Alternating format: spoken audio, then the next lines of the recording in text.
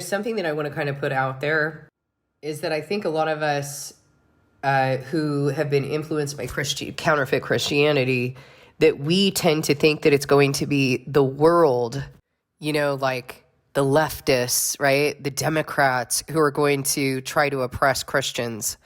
Well, let me tell you something. Was it the world, or let me ask you something, was it the world that persecuted Jesus, or was it his own people? Was it the world that was persecuting the prophets, or were they their own people? Was it the world that killed God's apostles, or was it their own people? Christ told the apostles before they died that very people who persecuted and killed them were going to be people who thought that they were doing a service to God. And I had kind of thought, as I was kind of watching this unfold, I was kind of looking at what the left is doing and thinking, okay, yeah, evil. But I wasn't fully convinced that it would be the left who would persecute Christians. I just wasn't seeing that. And I was telling you things like, I don't vote because I don't believe that either one of these sides, I don't believe that the spirit that is ruling over us right now is good. We have been handed over to the spirit that we've chosen. But what I'm hearing people talk about, what I'm hearing self-proclaimed Christians say who have these huge platforms, right, is that they're talking about this globalist society that comes from the left, that comes from socialism, that this is what's going to oppress God's people.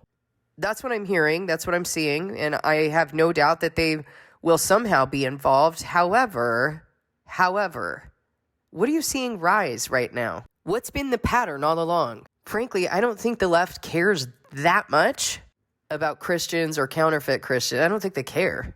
They're doing evil. They're always going to do evil.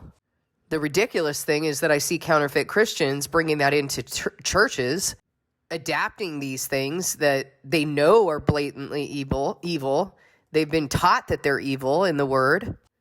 But if history is the best predictor, and if history shows us the pattern that God has already established, then Christians are going to be persecuted by self-proclaimed Christians. God's people are going to be persecuted by people who claim to be of him. Those are the people who were advocating for Jesus' death. Those are the people who called for Barabbas to be released rather than Jesus. Those are the people that killed God's prophets. They're the people that killed his apostles. They're the people who will kill his witnesses, and they are the people who will kill you. What do you see rising right now?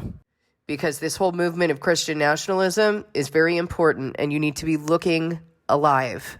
You need to be looking at the power that is rising right now. What you think is going to happen, if you think that the left is going to set this up, you are wrong. If you think that this is a matter of the world setting this up, you are wrong. And for that reason, people are going to be deceived. And for that reason, when Jesus comes back, they're going to say, well, wait a minute. We're your people, Lord. But didn't we prophesy in your name? But aren't we Abraham's children? They're going to be confused. Why are they going to be confused? Stop making this a political issue or you're not going to be able to see. The very people you think are yours, the very people that you've been joining with, you need to pray for eyes to see. Those are the people who will persecute you. Those are the people who will kill God's servants.